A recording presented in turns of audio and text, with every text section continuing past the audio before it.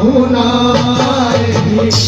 लिखले रहूना हे पहुना लिखले रहूना।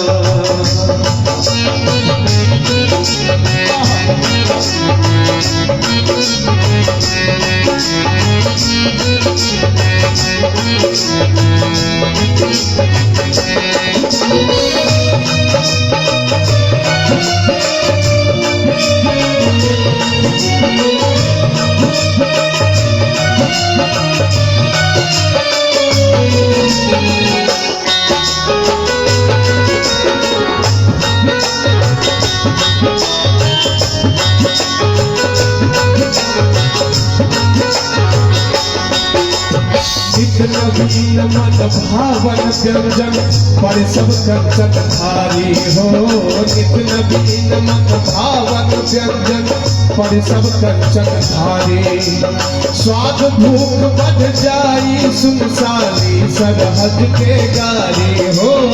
स्वाद भूख बढ़ जाई सुनसारी सरहद के गारी। बार बार हम तरफ चिरौरी बार हम तरफ चिरौरी और चूले हूँ हे पहुना निकले रहूना हे पहुना निकले रहूना।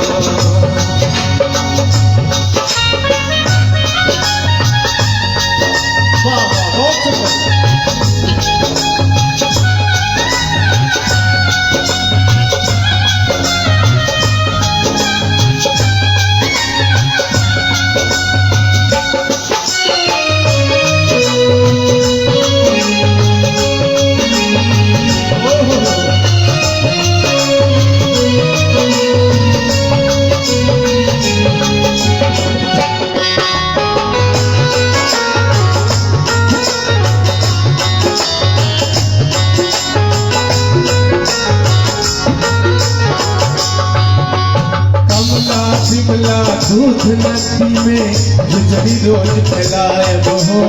कमला बिमला दूध नदी में खिचड़ी रोज खिलाए।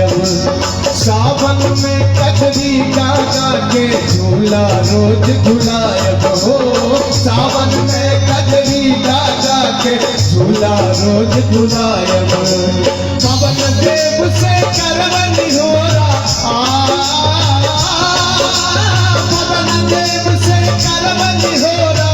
धीरे धीरे पहुना हे पहुना निकले रहूना हे पहुना निकले रहूना। जाने सुखवा ससुरारी में जाने सुखवा ससुरारी में जाने सुखवा रहूना हे पहुना निकले रहूना हे पहुना निकले रहूना।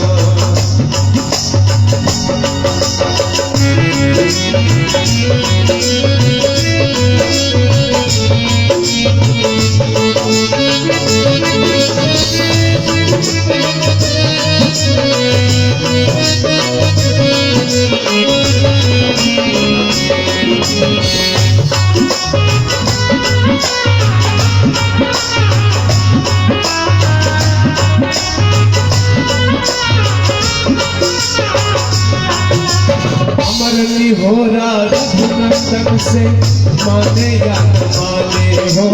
हमरन होरा रघुनंदन से माने या न माने। पर ससुराली के नाते प्रताप के आपन जाने हो। पर ससुराली के नाते प्रताप के आपन जाने। या मिथिले में रह जाइयो या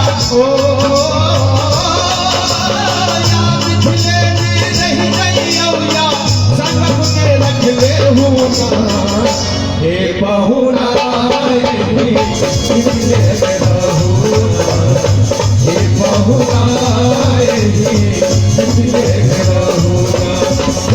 सुखवा से